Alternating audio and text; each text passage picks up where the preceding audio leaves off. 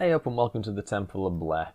This is another conversation with a Mr. Howie Abrams. So, although chronologically Howie's first appearance on this podcast comes, about 5 or 6 episodes in, he was actually the first person I spoke to on this project before it took any kind of form and continues to be as graceless as it is. So this one really, it's a really good bookend to this sort of section of the series. I'm 80 hours in. There's certain things which I now understand, which I wanted to extrapolate on with Howie, and he delivered in spades. And there's certain things which I'm now closing the book on, which I'm not going to ask too much in the future. I feel like I know enough. So, for example, Typo Negative, Bloody Kisses, the Goal campaign, I feel like I know enough about that now. Dynamo 95, I feel like I know enough about that now. It's bound to come up in the future, but I'm not making a point of exploring it any further. And you'll understand why once you see just how much detail Howie goes into on those things. Don't forget to check out Howie's books as well, links in the description. Anyway, enjoy this one. 1, 2, fuck shit up.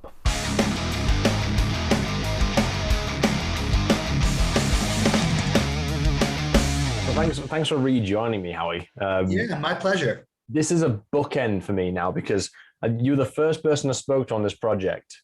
And now it's been 80 hours of interviews. So now I'm coming at you with there was like one question which I didn't ask last time, which I'll end with. Right. Oh, you know what I'm going to open up with? I'm going to open up with some things that we sort of speculated about last time and we didn't know the answers to. Oh, okay. But now I've got the answers. So first of all, in terms of what Case was doing in the 70s, I won't go into detail, but basically he was well into, as you said, the major label system.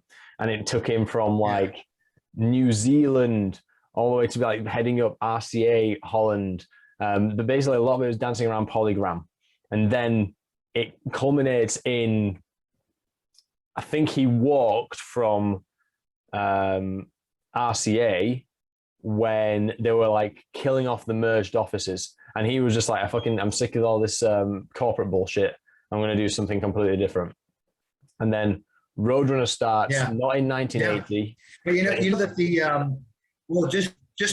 to hold on for a second, because the All Blacks, which is the holding company of Roadrunner, technically when you sign an agreement with Roadrunner, you were signing with the All Blacks BV. So basically that came from his time in New Zealand, and the All Blacks rugby team.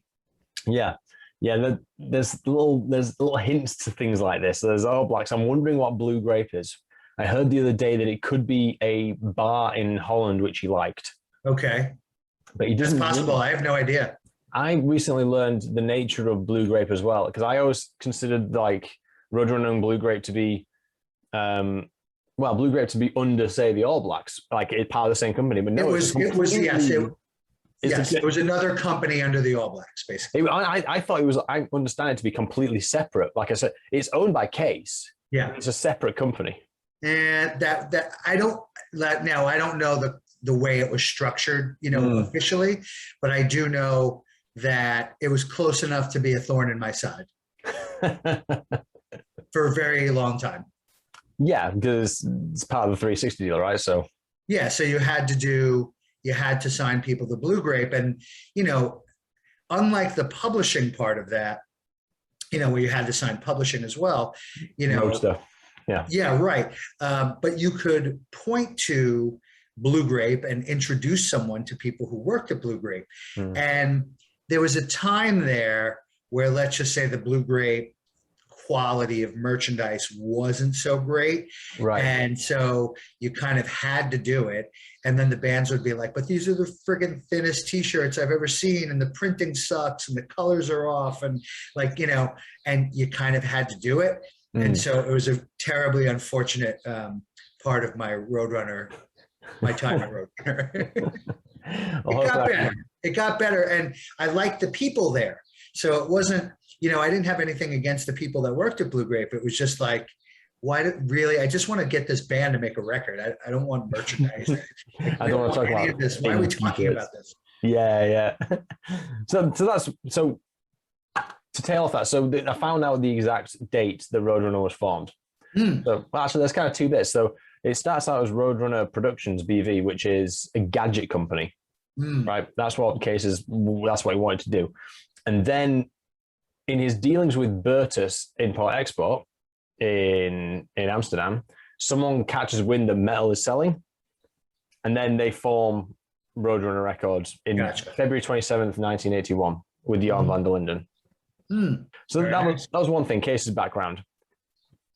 Next was RC. We didn't know why it was broken down in such a way. Yeah. So RC. So there was Roadrunner, RC, Road Racer. Yeah, Road Racer. I've now got the full arc on, because we know why Road Racer was Road Racer, because of the Warner Brothers dispute. Right. Warner Brothers say, look, people are going to confuse your metal label with a flightless bird, which is chased by a coyote, which we own. Totally reasonable. Totally reasonable. So obviously Road Racer was born, but I didn't know how it was resolved, and I found out the other day. While Warner Bros. Hold the United States trademark for Roadrunner, apparently the trademark wasn't too strong in the rest of the world. So Case just went, all right, let's see, want to play like that. So I'll be Roadrunner everywhere else. He locked it down. So every time like Wile E. Coyote came to Belgium, Case was like, fuck no. Right. We own that. That's it. I didn't know that. It makes sense, but I had no idea. It's so cool, isn't it? So eventually Warner Bros. Were like, all right, okay. So let's come to an agreement. So now this is a little closer to home for yourself in terms of RC. So as you know, important were the distributors until I think it was like 91, 92, when there's a deal struck with RCA where all the high value flagship artists, such as say King Diamond, maybe Crimson Glory, a couple of maybe even Sepultura, the sort of later part of those thrash years, they would go through this major distribution system. And that would be under Roadrunner. And then anything that goes through IRD during this period is RC. So they split the catalog into like different distribution. Yeah, that makes sense. Yeah. So that makes sense. And last but not least, again, that was a little bit before my time, but they didn't release anything new on RC while I was there, or Road Racer for that matter. But I knew there was some purpose to the separation of the three. Yes, but yeah, those are the main things which I've now I've got them nailed. You're just swimming in information now. Yeah, it's to be honest, man, I'm getting to the point where when I relay anecdotes, I can't remember who told me them in the first place. It's like bad. It's horrible. Who said that? Yeah. Like, someone told me. It could have been him, could have been her, and they're left uncredited. Right. Okay. As long as there's proof somewhere, right? Yeah. Well, there's 80 hours of YouTube videos now to tell us exactly what it is. Yeah. Okay, so moving into things knowledge gaps, which I'm hoping you can fill as we let's see what I can do. There's some bits which are like I'm now closing the book on, like the typo stuff. I'm closing the book on because I think I've learned everything I could possibly learn about Bloody Kisses, with the exception of your role in that as product manager. So it's just a perspective I'm wanting to get to. But there's one thing that's been bothering me and a few other people, and this is a complete shot in the dark. Don't know if you know it or not. Whatever happened to Connie Barrett? So I really don't know whatever happened to Connie Barrett. It's funny because even when she was getting involved with some of these bands and everything, when she was getting involved with Agnostic Front, and I think she was working with Carnivore, I think she did Whiplash maybe. Yes, yeah. If I'm not mistaken. And she may have done the Crumbsuckers for a while. And she just sort of popped out of nowhere. I didn't know who she was. I didn't know why anybody wanted to work with her. I would just see her at shows, and it was sort of like, well, she's a little older and she wears kind of funky glasses, and who is that woman, and what's her story? But I have absolutely no idea where she is right now. I could not tell you. Okay. My only lead is Steve Ricardo, who had a mate who did front of house at CBGB's, who might know. That's the best I can do now. Yeah, because I have no idea. She was sort of, on the scene, around, and then she just wasn't, Cool, fine. It's just one of these things, because as I've tried to be obsessed with Carnivore over this period and trying to understand more about, especially trying to get into the New York hardcore element of it, which obviously played a bit more of a role in your tenure at Roadrunner. I'm like, okay, there's some personalities here. Connie was central to some bits, especially when there wasn't an office in the US. Let's try and figure it out. No one knows what happened to her. Metal Archive says she died in the early 90s. I've heard nothing to verify that. I have no idea. No idea. Fine. She could be walking the earth. She could be gone. I have no idea. Cool. Let's move on. So, Urban Discipline. Yeah. Were you around for this particular deal? Yeah, I was there right around the time I had gotten to Roadrunner.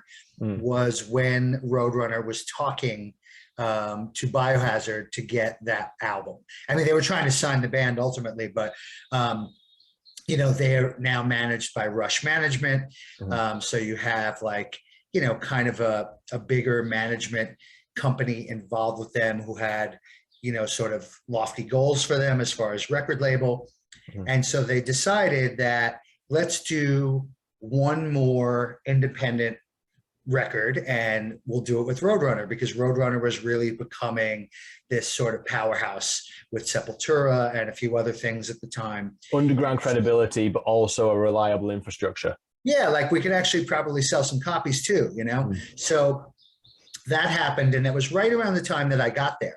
And the band was kind of recording the album already, even though they were negotiating. The band was, I think the management company just fronted the money, said, go record your second album, When I got to Roadrunner, it was sort of understood that I would not just be doing A&R, I'd also be a product manager, not only for the bands that I signed, but at the time they also gave me Sepultura, Typo, and Biohazard. So basically, I get there, and pretty early on, they took me to the studio to listen to Urban Discipline. And so I heard Urban Discipline. It almost didn't matter, like if the album was great or good or what, because Biohazard had become a factor, I don't think I realized how popular they'd become overseas, but I certainly knew that they'd become something on the East Coast in America. Wow. And they were kind of poised to, to even do better than just the East Coast, So I went, and it's funny, I remember I listened to the album, and Evan said to me, like, you look disappointed. And I said, I'm not disappointed at all. He goes, you just don't fucking like it because it's not Sick of It All. And I was like, what are you talking about? I was like, I don't compare you and Sick of It All, And so he had this thing up his ass that like I wasn't really into Biohazard because I loved Sick of It All so much, and that I thought that they were not as good as Sick of It All. And I was like, I don't really think of you in the same sentence, to be honest with you, So anyway, I wrote the marketing plan for Urban Discipline.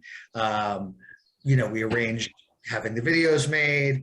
I knew Paris and Drew, so these were people who I was friends with, and they were making the video. And brought it to MTV, for Headbangers Ball. And the album came out, and it just made a ton of noise. It did more than we expected, I think, I think it did more than the band expected and more than the management expected. And meanwhile, I'm getting calls from Leor Cohen, at Rush, like, right, trying to pressure us into spending a bunch of money and, doing all these things. And we're like, you gave us one fucking record, dude. Like, what do you want us to do? Like, if you want a second video, get Warner Brothers to pay for it. Like, you're signed there already, so he's hitting me up, and you got to get Case to do this, and blah, blah, blah, blah, blah. There's two bits to this that I want to unpack. So one is Leo Cohen, because obviously I've been trying to pin down the start of this relationship with him and Case, obviously knowing what happens in like 20 years from that point. Well, that was the beginning. That was probably the beginning. So there was a guy who worked at Rush whose name is Scott Koenig. And Scott was a metal guy. He worked at Rush. He was one of the people that helped get Slayer on Def Jam. Wow. He was very involved in that. I knew him forever through like the tape trading world and stuff like that. I used to buy bootlegs from him when I was a teenager. So we knew each other for quite a long time. And so he became Biohazard's manager and brought them to Rush. So Lior was his boss. And so Lior is the one who ultimately got the deal done with Case for Biohazard in 1993. So long before there was a Warner Brothers Roadrunner relationship as a proper label relationship, they did business together that way. Awesome. I remember reading it somewhere, but I know they get on really well, the Case and Leo, and I know there's I mean, every time I talk about Leo, he kind of like comes across like he's an antagonist because he was effectively there for the Universal purchase and also for the Warner purchase, but it's not, obviously it's not that. He's just a dude who knows music and he works at these big labels. That I was always trying to picture the arc of that narrative, and I knew it started at Biohazard, and now I know it's at Rush. Yeah, I mean, he was partners with Russell Simmons. So Def Jam and Rush were, sort of management arm and the record label. It was owned by Russell, both.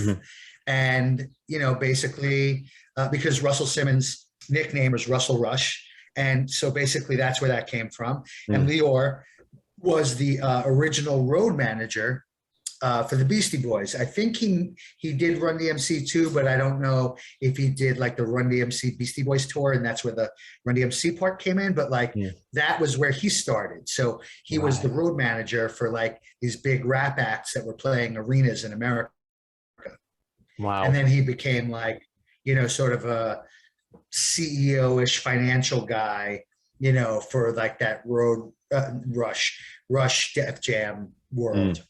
As if. So you alluded to it a little bit with Leo calling you up and saying, do this, do that. How was this arrangement being received at Roadrunner? Because you must be pretty pissed that there's like this, you're kind of incubating this act. It's doing really well, but it ain't yours. Right. But I guess we had enough arrogance to us where we're like, we're going to do better than them anyway. You know what I mean? So we just sort of looked at it as like, we're going to fucking kill. And good luck, Warner.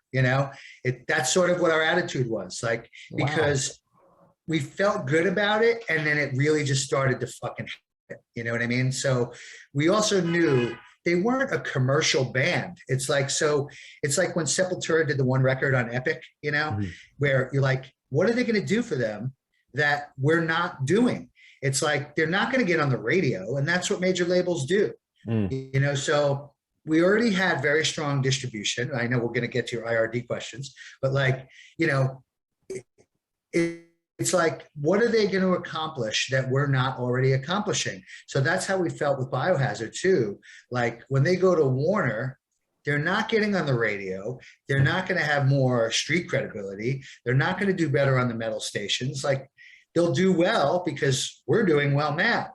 But what's really the benefit, Interesting. We just were like, fuck it, it's disappointing.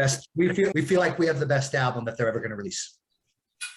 Wow, that's ballsy and a new take on that particular arrangement. That's awesome. And listen, they did fine with the first Warner album. They didn't do immeasurably better than they did with us, but any album following up a very successful album is going to have that huge first week, and chart and like all that stuff. But in the end, not really going to sell that many more copies than you did before. You're just going to have a better start. And so the industry is going to take notice because, holy shit, look how many they sold that first week, whereas we built that, so, and the band built it. I shouldn't say we built it, but like our experience with the band built that, and they're touring, they're relentless touring, and you just saw it happen. And then it started to happen overseas, which I honestly believe could never have happened for them on Warner. If they had never done that Roadrunner record, how can what happened for them in the UK and Europe have happened? No way. Let's jump to that question then, because you mentioned this last time in terms of like the European effect There's obviously the US operation, there's a European operation. And your observation of that was, fuck me, the European operation is so tight. But the A&R functionality is over in the States. So that's the core thing. I mean, you did have territory-specific acts, but there was a threshold they had to pass before they'd get the worldwide distribution. Whereas if you sign a band in the US, typically they'd get the whole deal. Yeah. Why? Is that a mismatch? Or is there a strategy to that? No, there's a strategy to that. And I'll tell you how I found out the strategy. I mean, obviously I live in New York. I've grown up here, so I was here and Roadrunner had their office here. But when I worked at Roadrunner for a few years, you go to Holland enough times and you go to, Amsterdam enough times, and you're like, fuck, I want to move here, when you're in your 20s, and blah, blah, blah. And Case is like, don't move here. And I'm like, what do you mean don't move here? He goes, all the best bands that you want to sign are in America, so you got to be there. That's the whole point. If you look at the overall success of the company, every major band, for the most part, after the first couple of minutes of the label, it all was American, so every huge band on Roadrunner was an American band. I guess the truth, while that is the answer to the question, obviously in the Roadrunner context, I guess there's a bigger conversation as to like, well, metal was a British thing for a substantial amount of time. Then it went over to the States, and then there's like a German thing. And I guess like we have to understand that to understand why Case is in a position to say, of course, all the big bands are all American. Well, but the thing is, I guess, yes, you had, your Black Sabbath and your new wave of British heavy metal, and you had that era. But once that stuff became popular here and the bands started to form here, and like you really, you had all of these like, all of the subgenres here, right? So you had the Bay Area thrash thing and the Florida death metal thing and the, the this and the that. It just became more prominent here, and certainly you had great German thrash bands and whatever, but it took, the Metallicas and the Slayers to put that stuff on the map. It took the Venoms and the Merciful Fates and all of that to like help establish there's an underground movement below that stuff, below the arena, heavy metal stuff. And then there were clubs established in America that these bands can now play. Some of them graduated to theaters, but, growing up on metal for myself, I was reading British magazines, like there was nothing here. I was going to the record store that you could buy Kerrang and Metal Forces and Metal Hammer and all of that. And, then you eventually get into fanzines, but, the American metal scene was pretty underdeveloped when those European and English bands were becoming prominent here. I mean, by 1983, Metallica is just getting started, Maiden's doing their second or third year in America in arenas, so it was an interesting overlap, but all influenced by them. But then, the thrash thing became like American metal, I think what you're saying in relation to the question itself is the reason why there's a perceived mismatch between like the efficacy of the European marketing and the fact that A&Rs in the United States is because whether we like it or not, the United States is the trend-setting territory, and that's where you're going to be throwing your pennies in as an investment body.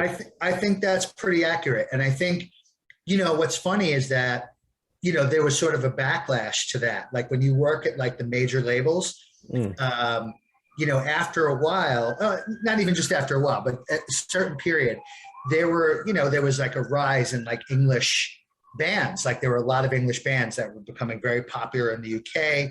Very few of them happened here, but there were a number that were really huge in the UK, like number one albums, even Oasis later on, like it took until their second album for people to care about them here. And then all of a sudden, their first album outside of like the people who read NME in America, like heard about Oasis. And then all of a sudden there's Blur. And then there's, so you would try to have like an American band released in the UK on a major label.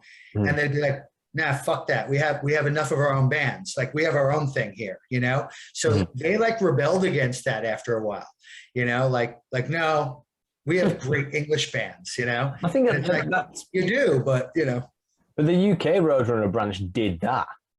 A lot of their A&R output was like Britpop and what was happening in the UK in the mid-90s. A little later on, yes. And, you know, listen, we got offered every band on Roadrunner, whether it was British, German, wherever the fuck it came from. Like we were offered all of them. But we had enough trouble trying to, you know, break our own stuff over here. You know, it was tough. So even though we were the tastemakers, not everybody had our taste. Yeah. You know, so that took a while. And then they're like, hey, you want to put like Waltari out, you know? And we're like, you're kidding, right? Like nobody has ever heard of them. I'm not sure people have heard of them overseas, you know? So it's not just like, this is good, put it out. You know, we learned that lesson, you know, just because we think it's good, you know, doesn't automatically make it a candidate for release in the United States of America. It's a big place. I did interview it's expensive. Katsu from Waltari, and it is interesting. I do get it though, because like really easy in Europe to understand Waltari as a body, because it's kind of like it is like experimental. It's a bit of everything. It's a bit progressive, but there's a lot of like European dance elements. Well, that's what I mean. It's like you know, like the Europe knob is turned to 11. You know what I mean? Yeah, absolutely. We say that about a lot of Canadian bands too. Yeah. You know, the Canadian lever is all the way up. I didn't put these in my questions, but I had like a thought. I was watching this documentary earlier on Rick Chrome. Is it Rick Chrome? It's a comedian for the Comedy Cellar in the West Village. And yeah. I was sort of like, I was getting sort of like that weird sort of wave of nostalgia as you do for New York, when it's like this weird sort of like everything artsy and undergroundy. New York's like a really good sort of like place for that kind of scene, whether it's it used to be. Well, yeah, we can get onto that. But was that fitting for Roadrunner, do you think? For Roadrunner to be in New York? Because it's like, if you were talking about emerging artsy scenes and music scenes and things like that, was Roadrunner like, was it setting out to be like the kingmakers of that world in metal? Like for what Johnny Carson say was for comedians, right? If you went on to Carson, it's like, there you go, you got the blessing. If you're on Broadway, you've got the blessing. Was Roadrunner like, was it trying to, I don't know if there was any tent, or maybe it was just like because it was there. But do you think like in that zeitgeist of nostalgic art scene, do you think Roadrunner had a place in that? I think at first it did not, because I think metal was still such a like bastardized form of music. Like even the most artistic thought it was shit. You know what I mean? So I think it operated outside of that stuff. You know, it was great that it was in New York. It's closer to England. It's closer to Europe than California, for instance. And at that time, California had its like hair metal thing. So it kind of had its own thing going on out there. Whereas in New York, you had like quote unquote cooler shit going on. And so it's like metal. Listen, there's a reason L'Amour was way out in a fucking warehouse district in Brooklyn.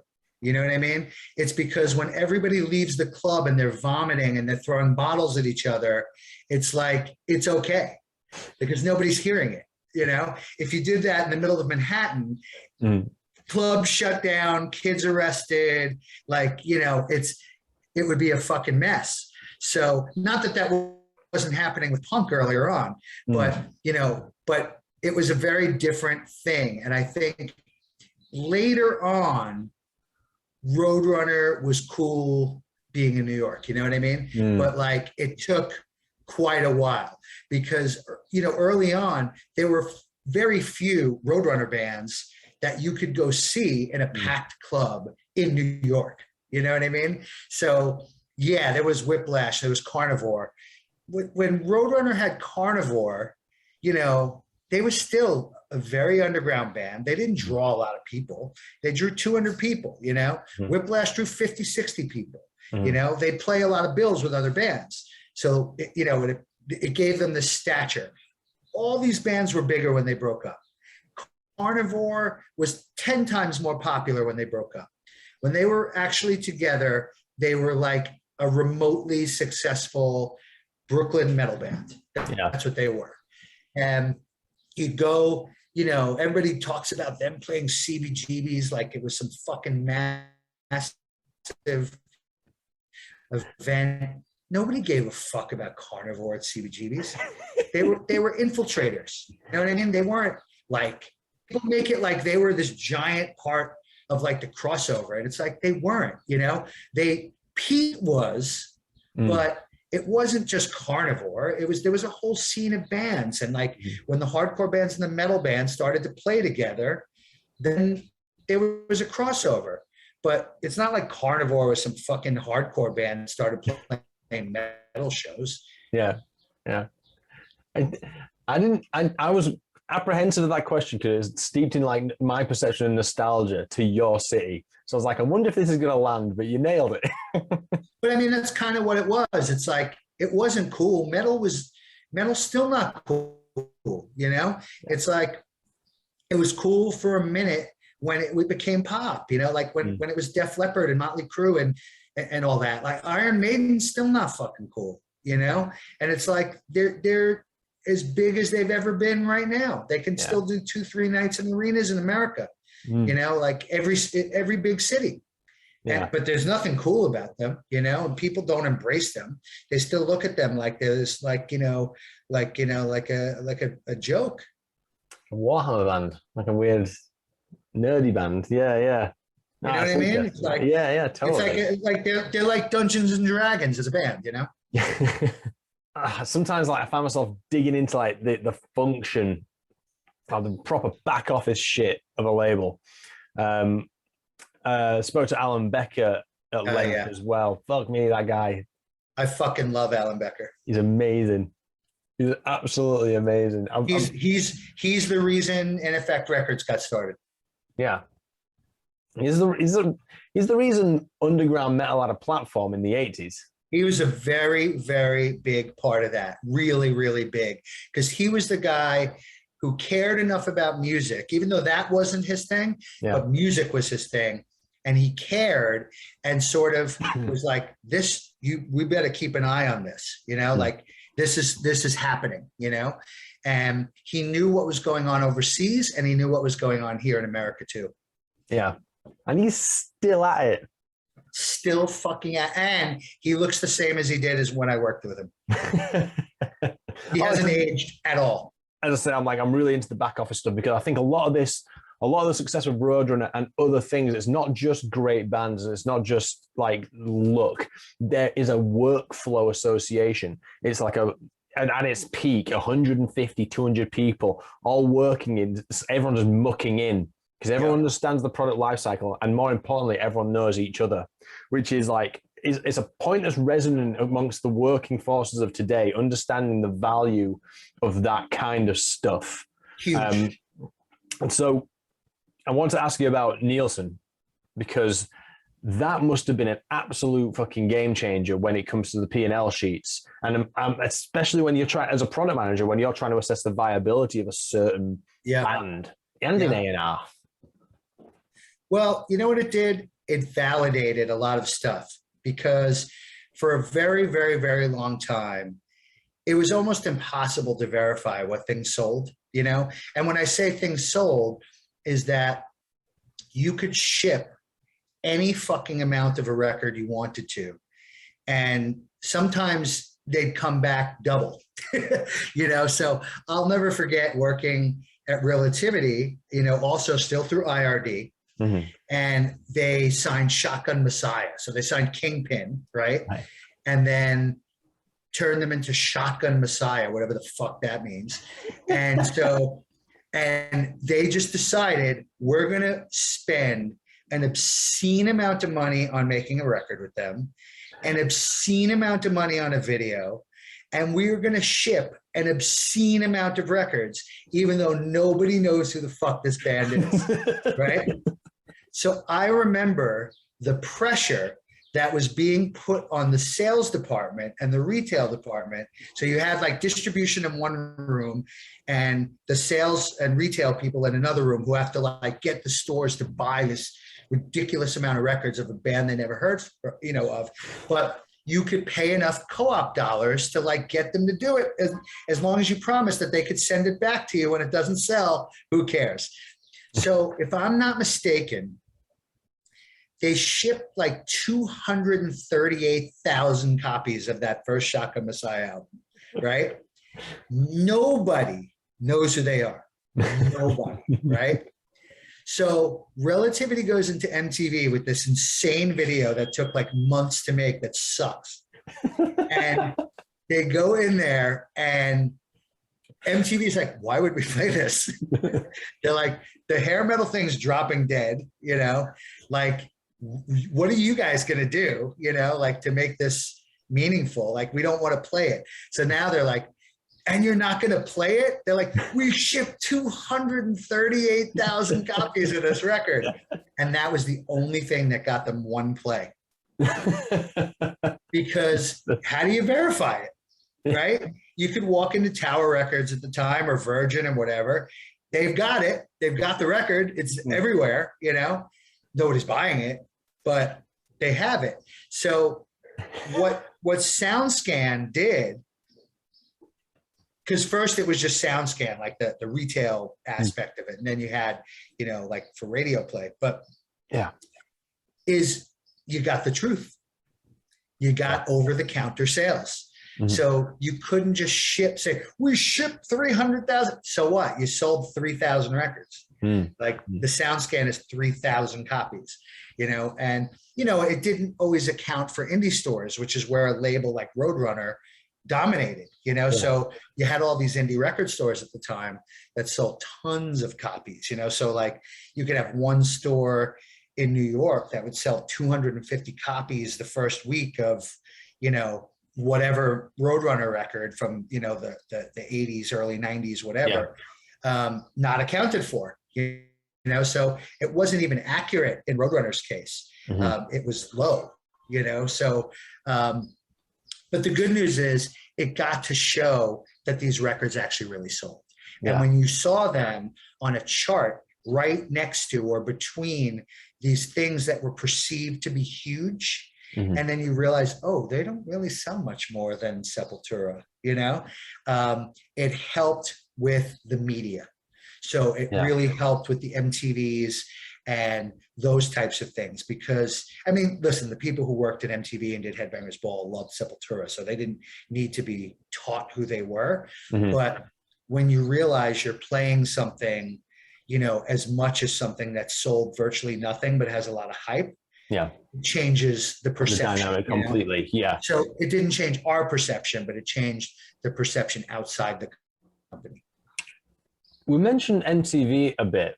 What's the dynamic here? Is it because I know this is the thing I'm hearing a lot. MTV is a big deal, a huge deal in the UK. Vanessa Warwick, I think, is the name of the person. What's her role in this? Because I have a feeling that she's got something to do with breaking a lot of those Roadrunner bands in the mid-90s. See, here's the thing. I don't know who the Roadrunner UK office submitted the videos to. Like, I don't know who they went and had a meeting with, Okay. But she was the on-air personality for sure. So she was like, over here we had Ricky Rackman. And then over there they had Vanessa.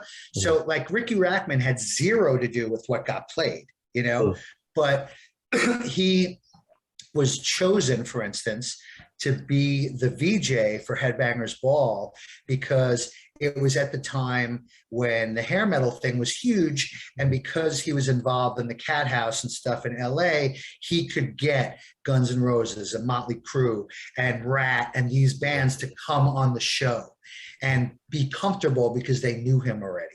Right. So I don't know what Vanessa's thing was. Like, I don't know what she did before.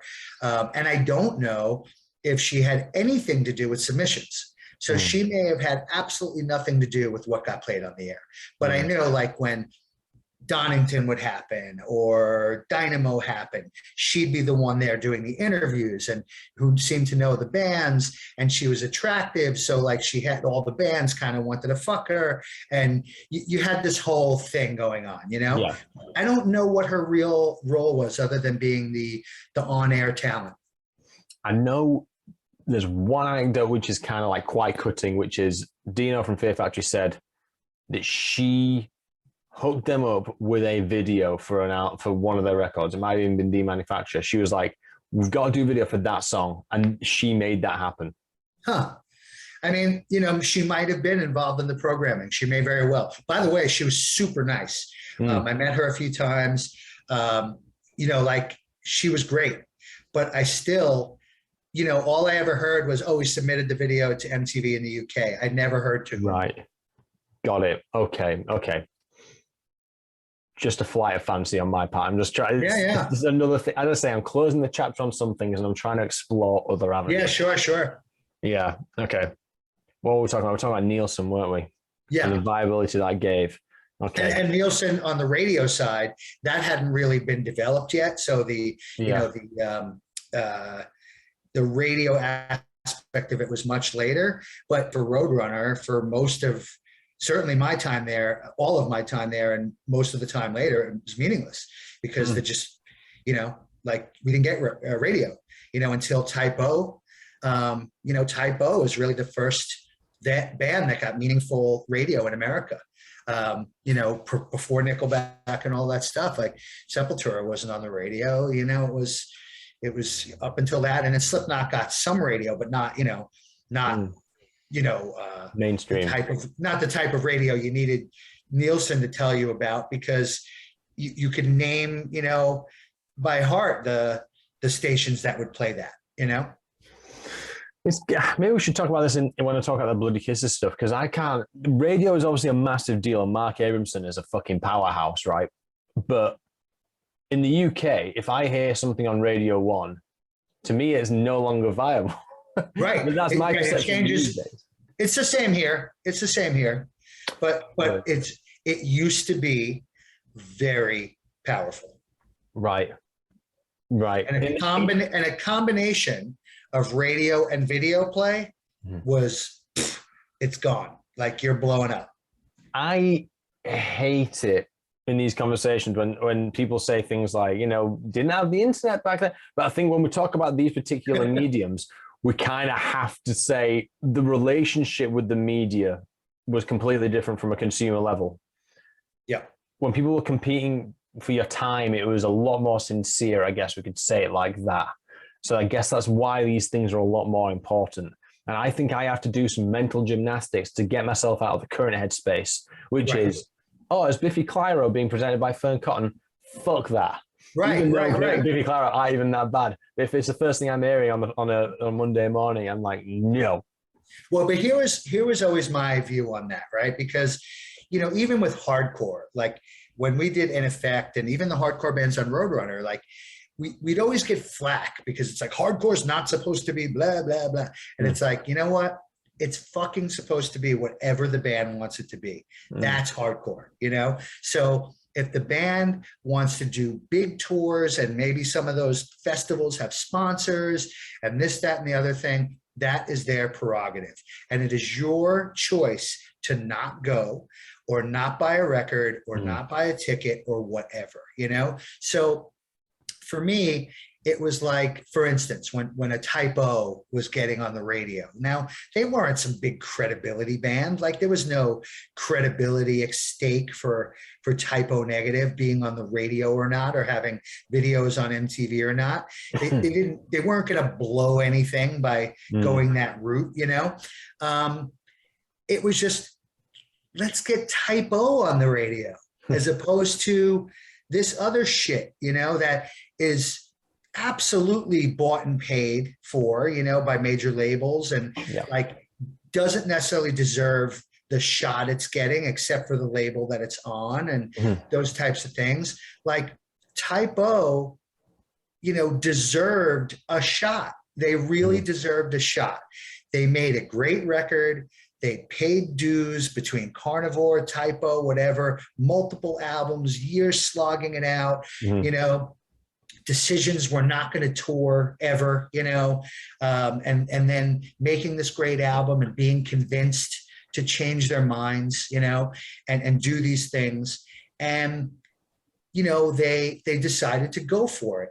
So what's wrong with Typo on the radio versus another shit song by another shit band, you know? So to me, the way they got on the radio was organic. Like they started to get more popular. Yeah. So the outside media outlets paid attention to them. Mm-hmm. And it was very simple. And then, oh, they're going on tour with Nine Inch Nails. They're going on tour with Motley Crue, you know, arenas, you know, they're doing this stuff. Mm. There's a lot going on. Like we're not just taking a chance on them. Look at the tour they're on. Look at the groundswell of activity. Look at the you know, the gradual sales increases. Like there's something legit happening here, you know? Yeah. And that was the most gratifying thing about that album, you know, is that it happened for real. It happened the way things used to happen, you know? We didn't have that kind of juice. Roadrunner didn't have juice to get things on the radio like that. Yeah. Bands on that label were never on the radio. So it was a complete fucking unicorn, you know? Let's talk about Bloody Kisses then, because we're always circling it. So aside from that central theme of it being happening organically, let's sit down and talk about the origins of it, because this is how I understand it. And I think you are in the best place to tell me if this is how it happened. Case is just fed up one day of not having a gold record. Yeah, and for a long time, very long time. And he just comes in and he sits, presumably yourself down, Jim Salaby and Doug, and just goes, right, lads, I want a gold record. Look at the roster and tell me which is the most viable one, and we're going to make it happen.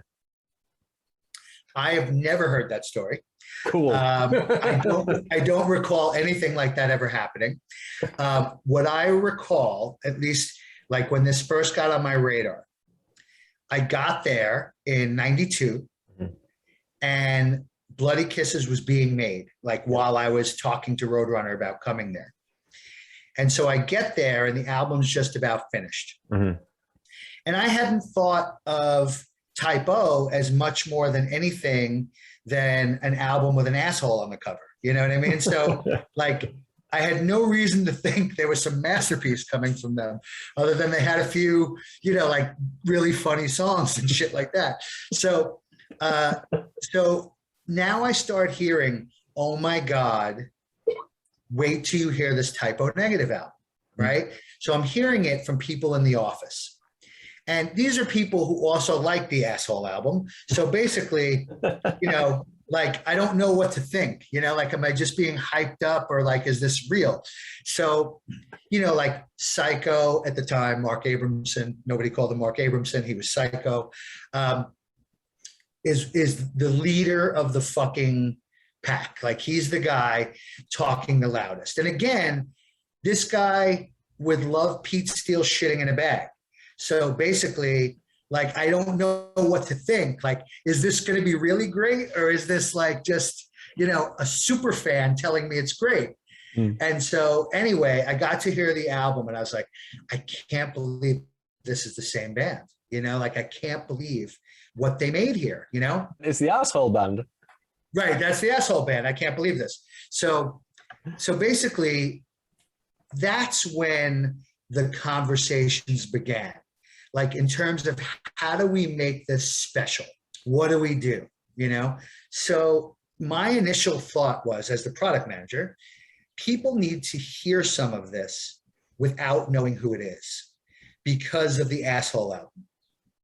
And so how do we do that? Like, how do we get some tastemaker type metal people and hard rock people to hear this and not go, like, see the name and go, oh, that's the band with the asshole record, you know, and dismiss it, you know, or just treat it differently. Like, we have to get them to hear the music first. So in my fucking ultimate wisdom, I said, radio department, press, retail, like indie retail, give me a tastemaker list of like 50 people each or something, you know? So like 50 radio people, 50 press outlets, 50 retailers.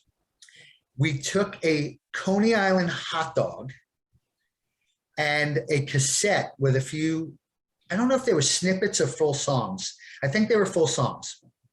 And we put the fucking Coney Island hot dog, a disgusting raw hot dog, and the cassette in a mailer and sent them to these 150 people.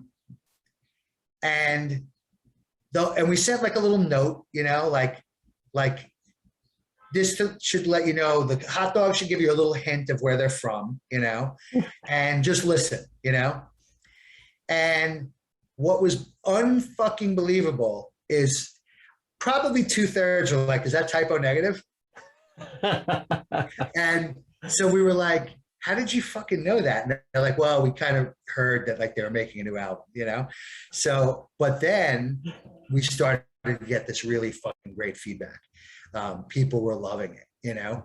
So I wrote the marketing plan, like, you know, from forget their whole history, you know? Absolutely forget they've ever been a band before. Forget Carnivore. I don't want to know anything about any of it. This is day one, and any of those fans that help us, great. That's just plus, you know, just count it in the victory column. Mm-hmm. And we just embarked on this plan, like this slow but sure plan, like sort of knew we weren't going to get any press, you know, like that's always the case. Like England gets press. We don't get press here. Once it's successful, you get press because they're total followers. But the metal radio world, because of people like Mark Abramson, he helped get it really embraced. Right. It was sort of amazing, actually. And he was such a fan. And, you know, he got the tattoo, the whole thing. That's where Roadrunner was amazing because of somebody like him, you know. And you had Sophie Diamantis, who was the metal publicist, and she was also a massive fan. So now you have the two of them in place. You don't have to convince them or motivate them at all. They are super fans, will do anything for Pete Steele. It doesn't matter, you know? And you needed them on board and you didn't have to do a thing to help.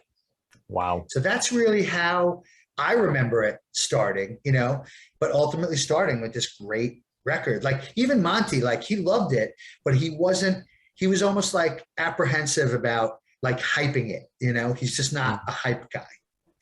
Yeah. Okay. So when does Case come on board then? When does he realize it's a special thing? Well, I think when it started to feel in the building, you know, that everybody was super, super into it. Yeah. And then advances got over to the other offices in Europe and whatnot. And the reaction was the same, you know. And Pete was even more so in Europe. He was this notorious character, you know. So there were death threats about Carnivore coming over there, you know, the little like symbol that they use that's sort of like a swastika for the most part in other parts of the world. Yeah. You know, there were death threats. It was, you know, it was part of the reason that they just decided we're not touring because I don't need my bus destroyed again, you know? But the reaction came from England, Germany, fucking Holland, Belgium, the US. It was everywhere. So Case saw the troops mobilizing. Yeah, you couldn't ignore it. You could not ignore it. Once it, you know, US is one thing, and then it got overseas, and it's like everybody's into it, you know? Yeah. 2 years it took for it to go gold. Yeah. 2 years. Is it a sustained campaign all the way up to that point? Or Is there a point where it stops becoming let's make it special and let's make it gold? Does it switch between the two? Well, yeah, I think when you're approaching the 350,000 area and it's still selling, then it's like, what type of retail campaigns and whatnot should we do to put this over the top? Like, is it one more tour? Is it, Mm. do they need to be on the road? Which they kind of were. Like, they were on the road that whole 2 years. Yeah. They just sort of never came off the road, and they went from like, real tour to real tour. And then they were headlining and doing quite well.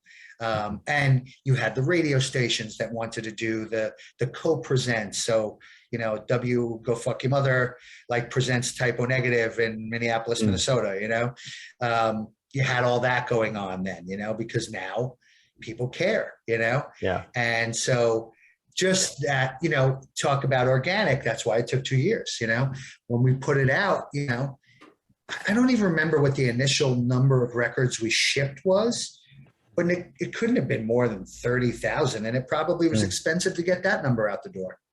Yeah. It hasn't sold much before. I find that I always, and I'm now closing the chapter on this one because it is so, and I'm really glad I asked you, because it's such a fascinating milestone. It's the tipping point of the label, I think. It's when it transitioned the whole company towards something different. But not only the company, though. All of a sudden, it's the first domino to metal becoming an incredibly disruptive force. It ends with Slipknot, but it starts with that record and that thing tipping over to gold.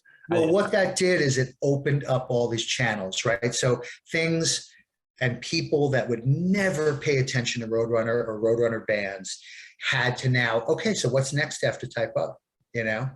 And after a few Typo records, it became Slipknot. Yeah. It's just, it just, I don't know how I can articulate it in any more interesting way than I have 100 times before on this in these conversations. It is just that. It's the viability there. It's just the viability. It's the absolute commercial integrity which a metal indie shouldn't have by any rights.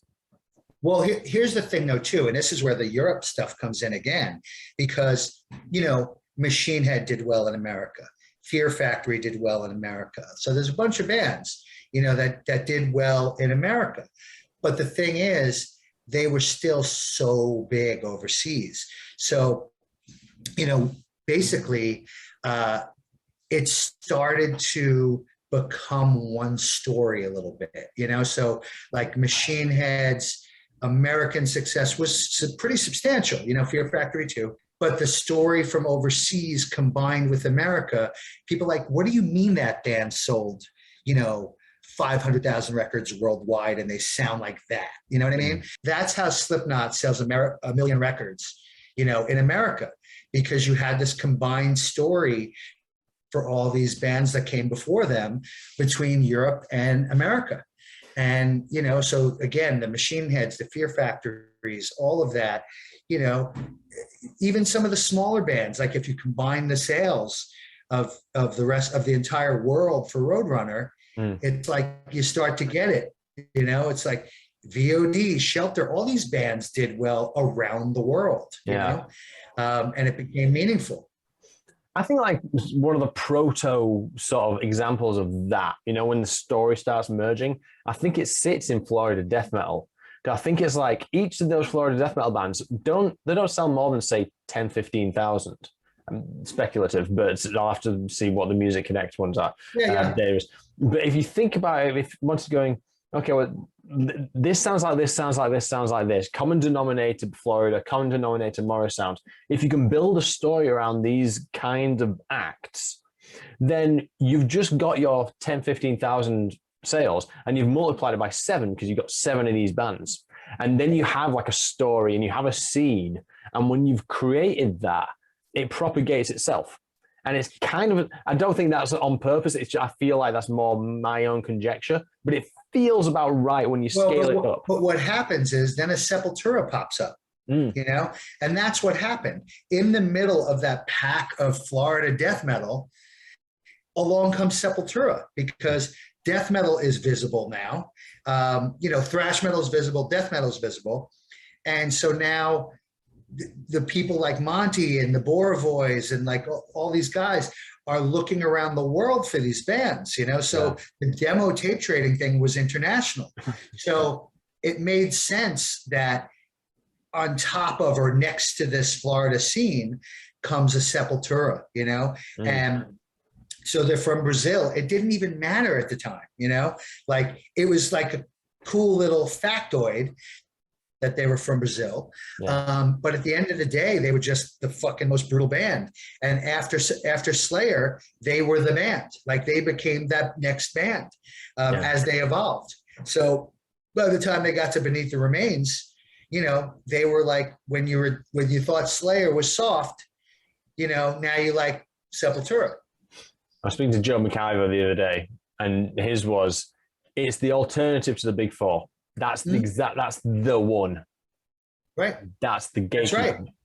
Someone said, like, you're not the first person to mention the story coming together. And there's spoken to Stephen Hill. I'm just referring back to other conversations, just I'll join these points and these dots together as I build this fucking absolute beast of a project. Stephen Hill referred to Donington 96. It's like Fear Factory, Machine Head, Biohazard, Dog Eat Dog, blah, blah, blah, blah, blah. And he was like... But opening for Ozzy and Kiss. Yeah. But the thing there, though, is... Everyone's hero. So every band you just mentioned, those are the heroes. Like somewhere between Ozzy's history and Kiss's history, those are the heroes for every band you just mentioned. Yeah, but the point is none of those bands sound the same. There's a thread, there's something there. And that's what we're talking about when we say this combined story. Well, think about the Kerrang cover, right? At that time for that Donington was John from Dog Eat Dog, Pete Steele, and Bert, and Max. Oh, okay. This is, Machine Head wasn't on that yet. Okay. But it was the four of them. And when they put them together for the shoot, there was this like, we're all fucking on Roadrunner thing about it. You know what I mean? And what's crazy is that at that moment, Dog Eat Dog was the biggest, And so like, but they had become like this pop entity, but he's like, that's not where I came from. Like, that's like, I loved Carnivore and I like Fear Factory. And you know what I mean? So it was like, there was this like Roadrunner pride kind of deal. Like, and this is a year after the Dynamo, that they all played at together also and just completely fucking dominated, So it's interesting because that Donington I was there. And it was just, like I'd never been to Donington. I'd been hearing about Donington since it started because of Kerrang and like seeing those bills and seeing 60,000 people. And when it was just Monsters of Rock at Donington Park or whatever, the big Dunlop fucking tire. And, it was like a fantasy. It was like bucket list to like go to Donington. Dialing it straight back to the typo stuff, just to, again, bookend it. Did you end up going to Amsterdam with the Sony Red guys? I did not. They went separately. I did go a number of times, but not with them. I've only seen evidence of their trip there. Yeah, this is something I'm almost obsessed with, just because it's stick and carrot. How do you make this shit happen? You know what I mean? It's how do you motivate a third party who's already in bed with Roadrunner, has been for a number of years, but it's like, how do you get them over that edge? And in this case, it was case saying, look, if it goes gold, I'll take you all to Amsterdam. And that's right. Yeah, that's right. Because listen, it was a well-known jealousy that floated around that Roadrunner was based in Amsterdam and he would fly like the staff, some of the staff over a couple of times a year. So, there was that whole, like, wish I could fucking work there, like there was always that thing, so at least Case understood the cachet of where he lived and, and used it to his advantage. Yeah. Speaking of like organic buildups and marketing plans and things like that, what do you attribute Grunge Truck's performance to be? Hang on, no, that's not a sentence. To what do you attribute Grunge Truck's performance during their Roadrunner years? Because they're a decent band, and they were. It was it was too early for Grunt Truck. Too early. I was going to say, was Yes. it too late? No, it was Interesting. too late for Seattle. It was Okay. too early for Roadrunner. So unfortunately, and I think Grunt Truck made a great album. Yeah. And that was also like sort of right when I got there. But it was at the tail end where people were just sort of sick of Seattle. Mhm. But Roadrunner was super late to the game. And so everything that Typo benefited from Mhm. was everything you needed for Grunt Truck, and they got zero. Right. So basically, they got nothing done for them. They were just a really weird sore thumb in the Roadrunner roster at that time. Right. Okay. Interesting.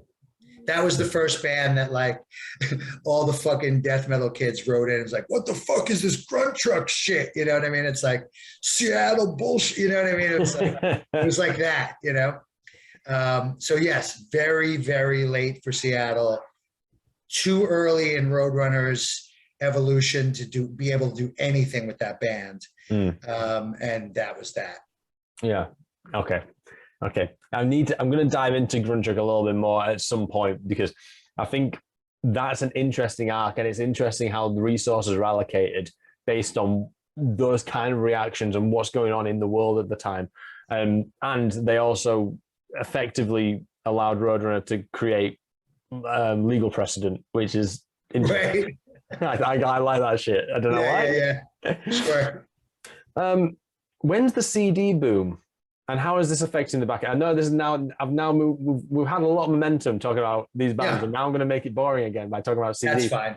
And am I missing a trick here? Because I haven't really focused on any of this, the actual product itself and the format of the product. With the CD booms happening in the early '90s, is this changing the way that things are being managed? Is it easier to do? Is it harder to do than cassettes and records? Well, what was interesting is I remember the CD thing for sort of underground music starting to become a factor in like sort of 87. 87, right. 88 is when it really, I feel like, became a factor for these types of bands. But the biggest question that was asked around that time was, is it worth putting this on CD? You know, like, will it sell enough to warrant producing X amount of CDs? Because people viewed them as being sort of expensive, right, and had to make the long box and, you know, the whole thing. And, you know, retailers were just getting used to like titles coming out more frequently on CD. So you had like the huge sellers. Michael Jackson was on CD, Madonna was on CD, U2 was on CD, like all that stuff was happening. But underground music, not quite yet, you know? So the biggest factor was whether or not to make them or not, you know? So it was sort of assessing sales and figuring out on an artist's next record, right. You know, do you make LPs, CDs, and cassettes? And as the proportion began to change, you know, CDs start outdoing LPs, cassettes were still pretty viable. Then that started to change, you know, and CD became like the major format by far. Right. And even there were releases that only came out on CD. Right. So in the early days, it was a matter of just going, okay, there's a threshold we need to hit, and then can expand, you know, onto. And then you can even see on discos when I'm looking at certain records, some of them are just vinyl and some of them are just, you know, some of them are vinyl and cassette, never just cassette. Yeah. And some get reissued on CD later. You know, like now you know, people are making freaking cassettes again, which I think is insane. But, you know, vinyl obviously is having an extended moment or whatever. And, you know, you have that audience for that, which is cool. Yeah.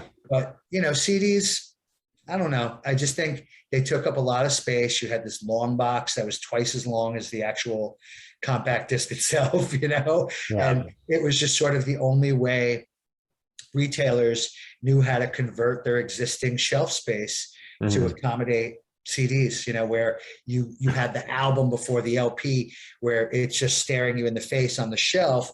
And now you have the CD that's, you know, like a fraction of the size. And how's anybody going to know it's there? And that's what album it is, and should we even call it an album? I don't know what to call it. It just caused confusion at first, but the biggest thing was really more about like which releases should be on CD. Yeah. Okay. That was the conversation for like 3 years. Wow. Interesting. I know Billboard have published like all the data relating to like CD versus vinyl versus cassette from those years, and that might be worth sort of doing some cross-referencing on some years where there's some releases. Yeah. That'll be an interesting analysis, I think.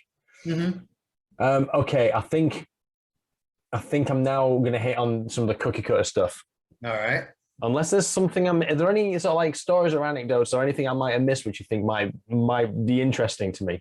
I'm just trying to think of like specific Roadrunner stuff. Yeah, it didn't have to be like musician story or anything, but I'll tell you one thing that like I realize now that I don't think I realized that.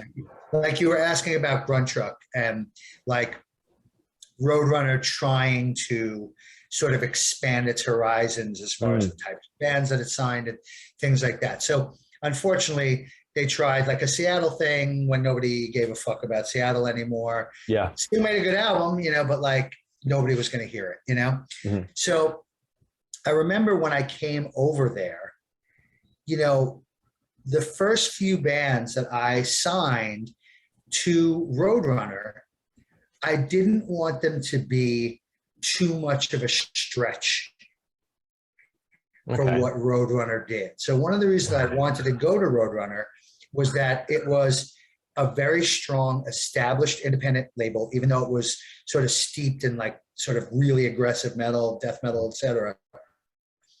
But a lot of hardcore kids liked Obituary and things like that, and they were at least entertained by fucking Glenn Benton. And, they had liked Carnivore, some of them, things like that. So, the things that I wanted to do there felt like a natural branch of the tree instead of trying to break into Seattle, It wasn't like, let's do this crazy stretch, of genres or subgenres. Like, yeah, right. Like hardcore and metal at that point, they're playing each other's shows. Kids are going to metal shows that like hardcore. Metal kids are going to hardcore shows. Like all that stuff's happening. Yes. So I just went back to New York. Like, what's happening here? Like, what do kids accept here? Like, what branches of the tree of these scenes that are established are like happening right now? And so you had like a dog eat dog, like not the first to incorporate hip hop into hardcore metal, whatever the fuck, it was at the time. To me, they fit in more with like a Mighty Mighty Boss Tones or a Fishbone or whatever. Yeah. But they were playing hardcore shows. Those are the shows they were playing. And the same kids that were into the really aggressive hardcore bands were going off to them, in these little shows, 150, 200 people maybe, going berserk and knew every song, every word to their demo, And I went to see them and I was like, this band's fucking great, And so I don't think they're ready to make an album. So that's hence the EP first and then the album. But I didn't see immediately this super commercial potential the way that they found it, I didn't see them becoming MTV darlings and like all that shit. I didn't see that. I saw a branch of the Roadrunner tree that they worked in the hardcore world. They loved metal as fans, you know what I mean? And it just all makes sense. Even Black Train Jack, it was like they were just a melodic punk band, like melodic hardcore band, punk band, whatever. And they started to catch on with the crowd that liked the Offspring and like Green Day and then even like No Doubt. And like, these are the bands that they started towards the end before they broke up. Those are the bands that would come to New York and ask them to open, you know, Rancid, like those types of bands. They were all fucking platinum at the time, and they all loved them. And I was like, if they make a third album, they're going to blow, like they're going to blow up. And But when I first saw them, it was Ernie from Token Entry, not because I knew Token Entry because they had been on Hawker. Okay, yeah.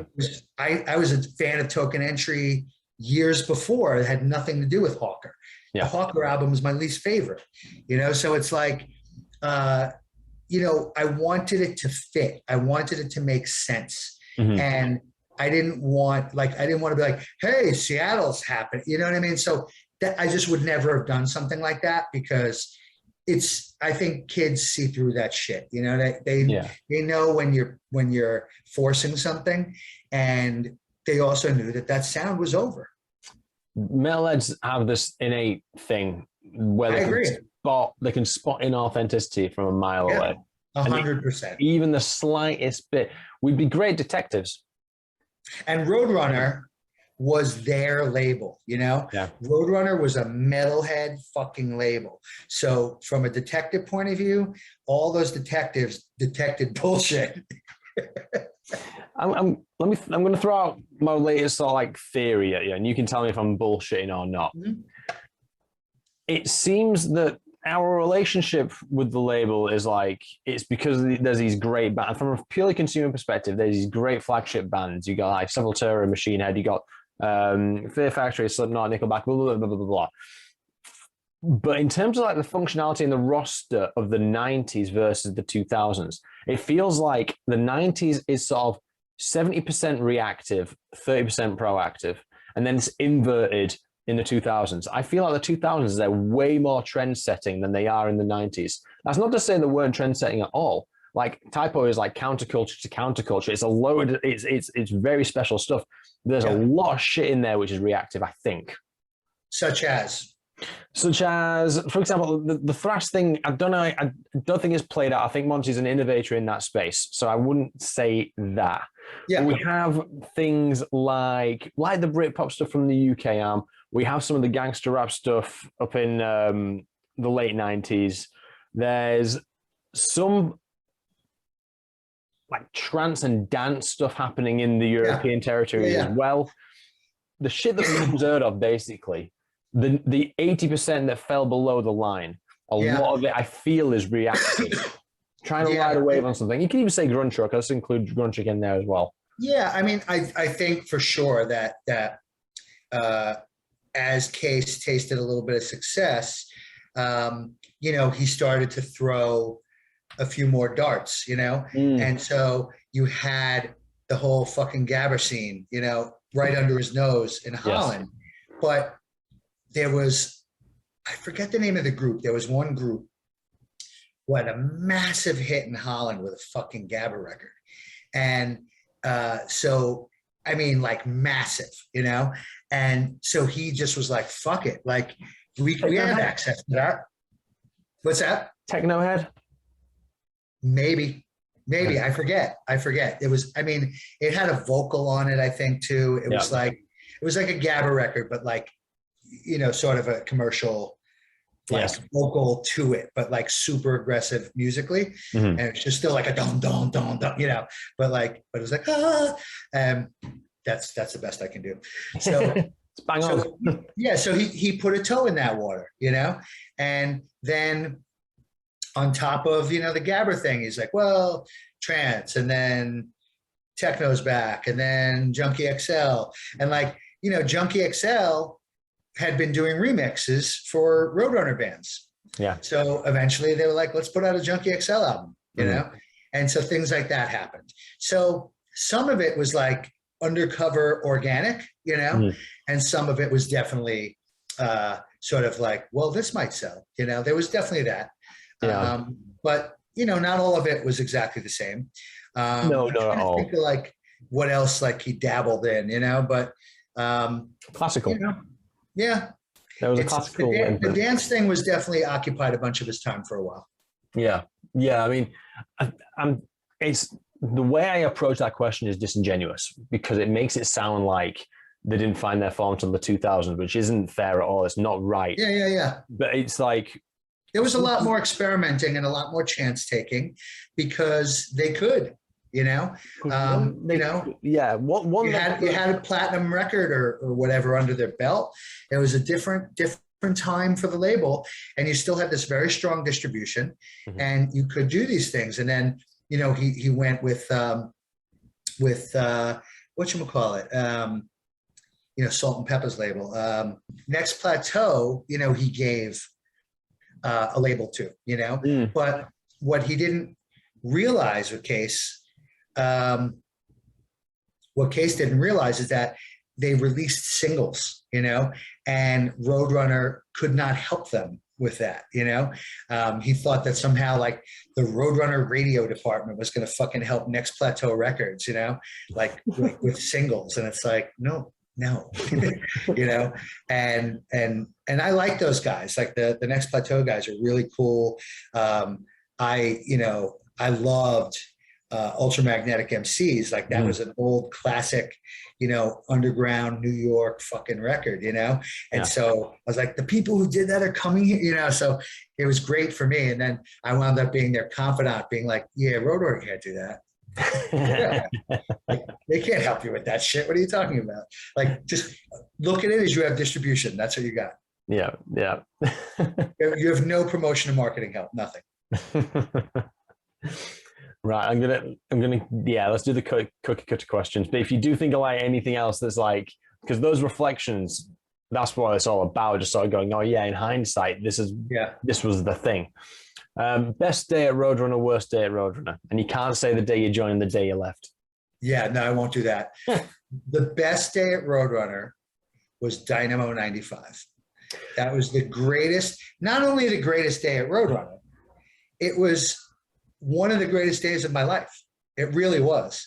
And I will never, ever, ever forget that day and how proud I was to work there and how proud of these bands I was.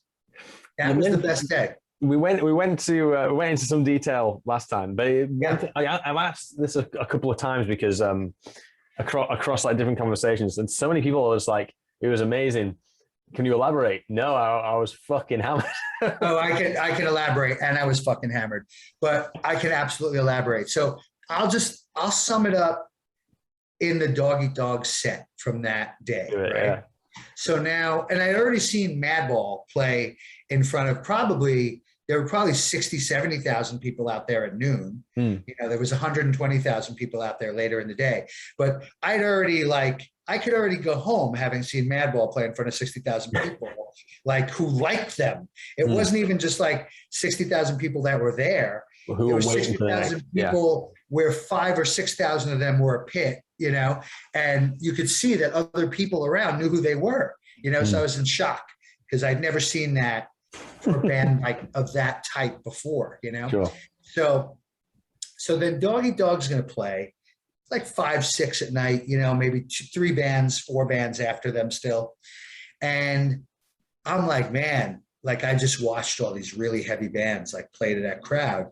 And I'm like, this is the lightest band on this whole show. Like, I don't know how this is going to go. Like, you know, and I'm not talking to the band about it. I'm just like, I don't know how the fuck this is going to go.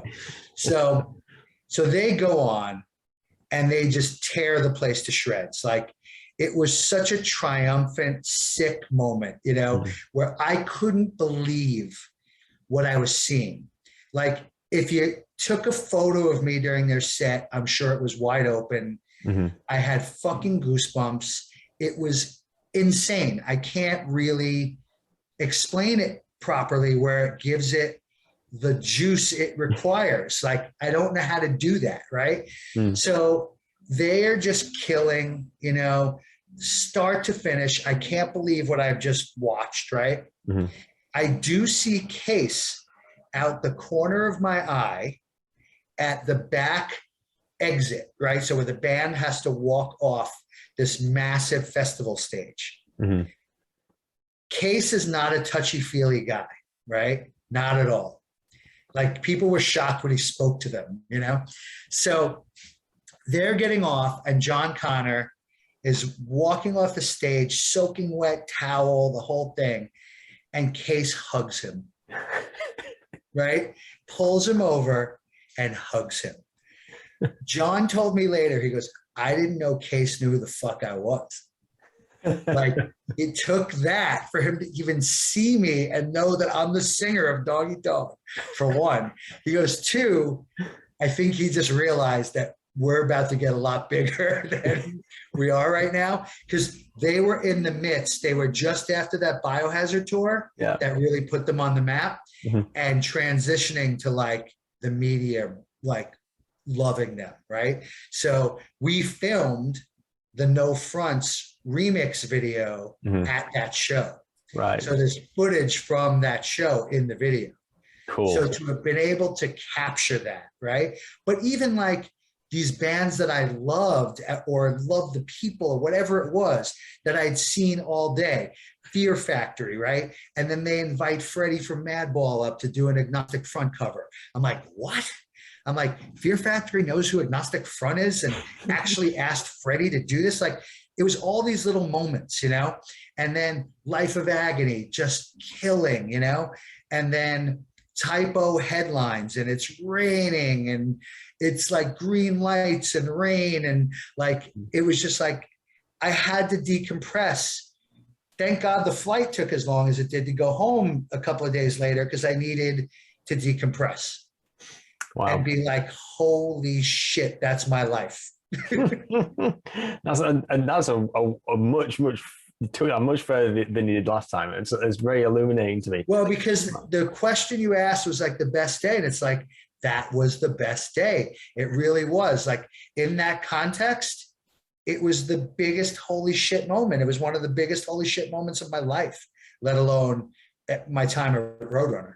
I'm trying to get Alain Verhaaf to see if he can dig out some of the like the umbrellas that he got made, and some like the beers. Oh, I probably have, like, I may have like just some still photos or something, but I don't know if I still have them or not. He's got some. He's shown them to me. Nice. But, yeah, like, I was like, after that festival, I went back to Amsterdam and stayed at Alain's house, you know? Yes. Like, that was what we did. Like, I became very good friends with Alain. He was a great guy, like, knew like the bands that I was bringing there, like, knew what was up, you know? I didn't have to like teach him anything or explain anything to him. Like, he just knew, like, Black Train Jack, I got it. You know, like, I know the world they come from. I get it. His thing was Life of Agony. That was his big time, darling. Big time. He really embraced the shit out of them. He did. Yeah, yeah.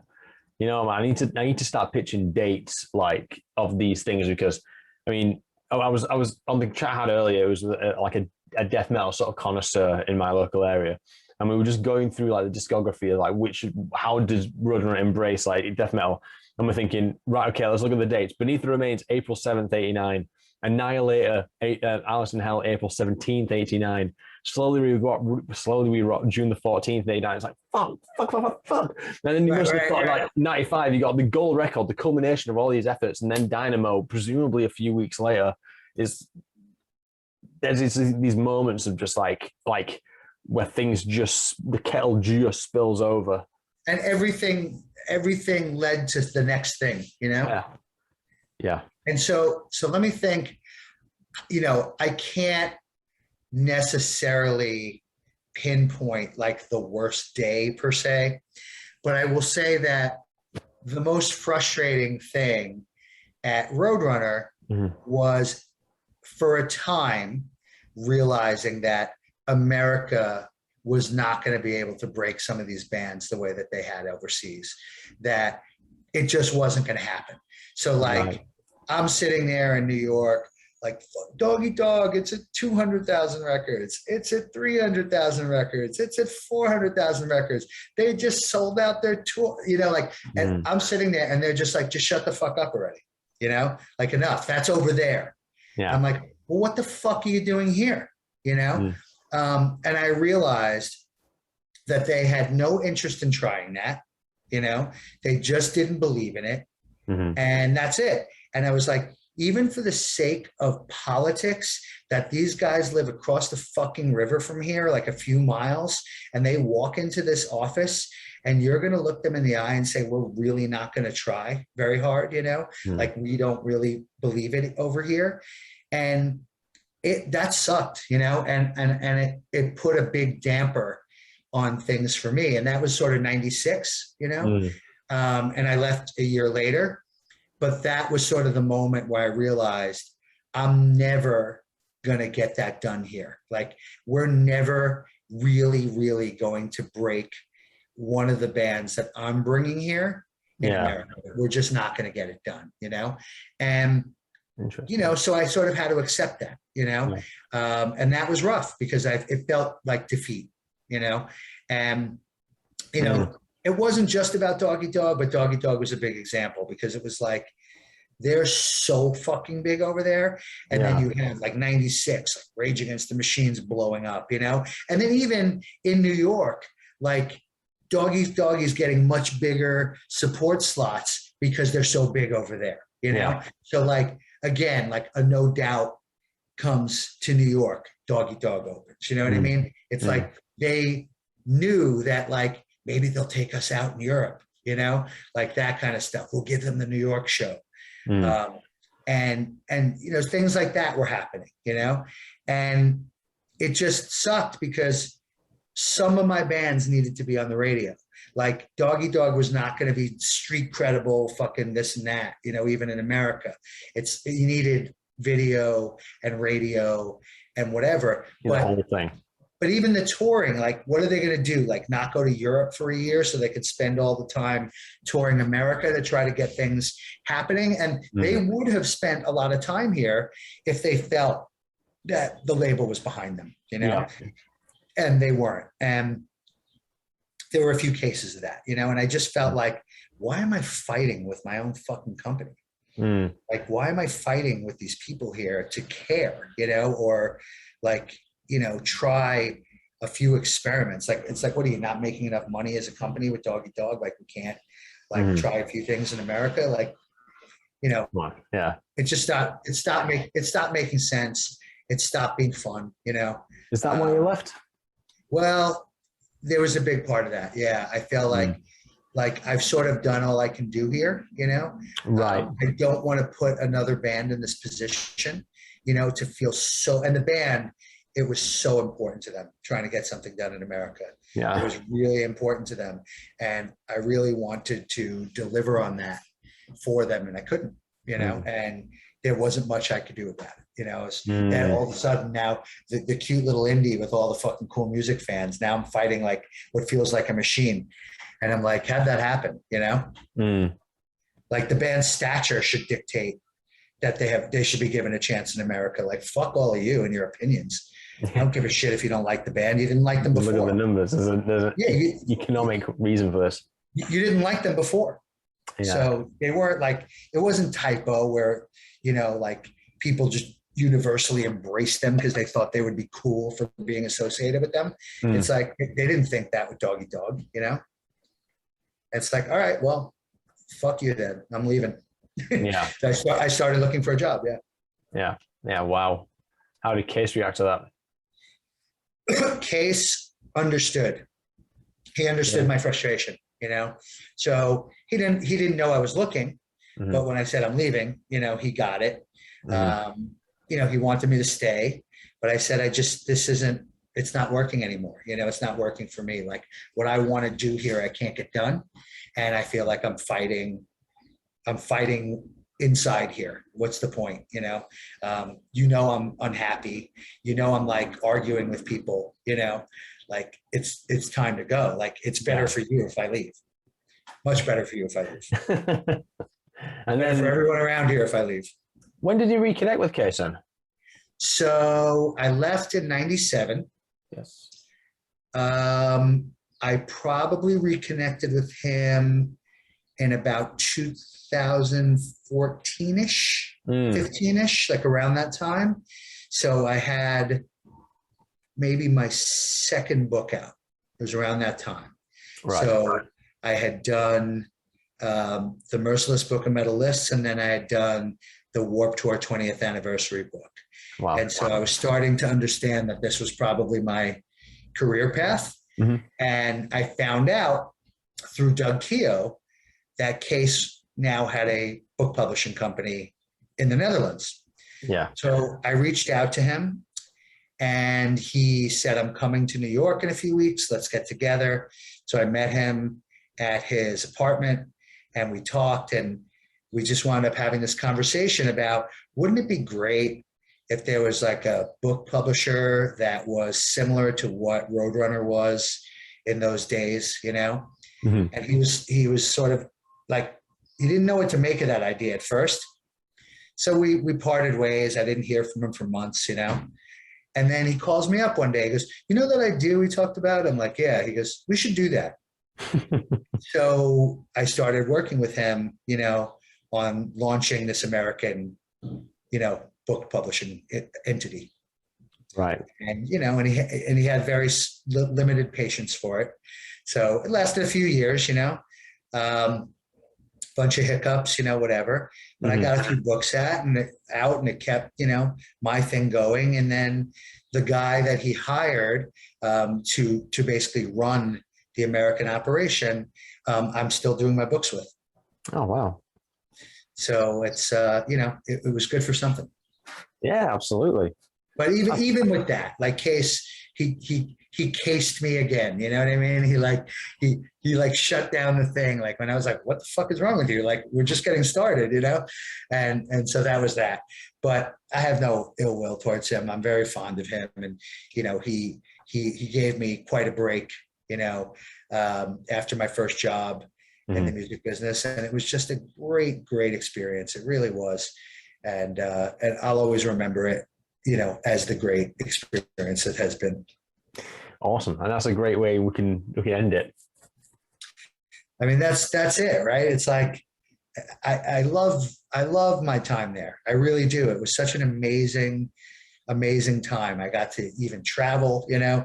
So every time he'd bring us over to Europe, I'd be like, okay, well, I'm taking a vacation the week after and just taking a shorter flight from Amsterdam to wherever and just paying the $50 to change my return flight, you know?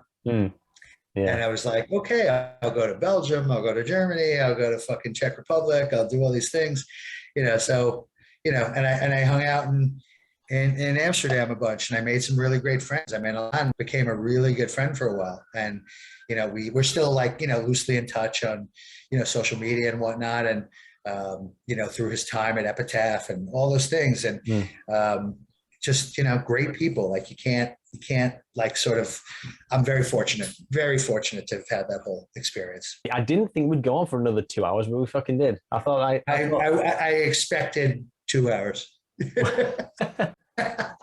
you didn't ask your IRD question, I'll tell you that. Which is the one? You want to know the difference between IRD and major distribution. Oh my God. Why is that not on my notes? You sent it to me. Shit. How the fuck did I miss that? Should we do it now? I don't know. Obvious, yeah, if you want to. Fuck yeah, let's do it now, because that is a good question. That is just not on my notes for some reason. So Important Record Distributors was the biggest independent record distributor in America. Obviously, they were big on imports because they called themselves Important. And that's where it came from. And that was the first proper job I had in the music business. I was a salesperson for IRD. And so when I worked there, it was a completely independent operation. So not owned by anybody, and huge warehouse in Queens, you know, where I lived. And basically, you know, you could buy like an import fucking wacky U2 strange packaging single. And then it started to really get into distributing independent music, you know, so various labels. When I got there, it had everything from, you know, SST and those types of labels to like Revelation Records, things like that.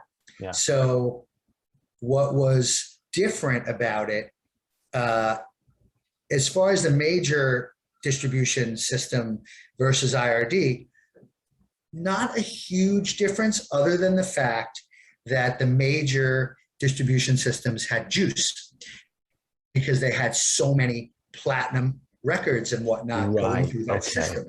So they had leverage that IRD did not have. So before Sony owned IRD, and the whole company became Relativity and it became Red and like all this shit. So you're not shipping 238,000 fucking Shotgun Messiah records, right? But when it's Sony and the head of Sony distribution makes calls to like 3 of the big chains and said, look, we bought this IRD. It's now called Red, and we own it. They're going for it on this band. Mm-hmm. So when they tell you they want whatever order, take it seriously. Mm-hmm. And they had to take it seriously because them taking in 50,000 Shotgun Messiah albums or 40,000 Shotgun Messiah albums is nothing. And Sony was distributing Michael Jackson, you know, all these fucking things that sold multiple millions, kept their kids fed, kept the lights on, you know, all that stuff. So that was the biggest difference, was leverage. Right? Because you could, the stores, if they had a conflict with, let's say, Sony distribution, right? Sony distribution could say, well, then we won't sell our records into you. They didn't have to, you know, and your kids won't fucking eat. You know what I mean? And it's like, it was that fucked up, you know? So basically, IRD couldn't do that, you know? Like, we're going to stop selling you Joe Satriani albums. You know what I mean? It's like, big deal. Like, if you really want to know the difference, that was the difference. That's fascinating, though. That's what it all comes down to, the leverage. And I guess that was it, you know, just like the radio thing with Type O. It's like, until people gave a shit, you weren't getting Type O on the radio, hence the gradual organic thing. Like, Roadrunner wasn't fucking bribing anybody with fucking cocaine to get a band on the radio. Like, that was not going to happen. Mark Abramson could not give cocaine to anybody to get radio play. Right. I'm going to leave it there because it's now 1 o'clock. All right, Jim, go to bed. Cheers, dude. All right, bye. All the best.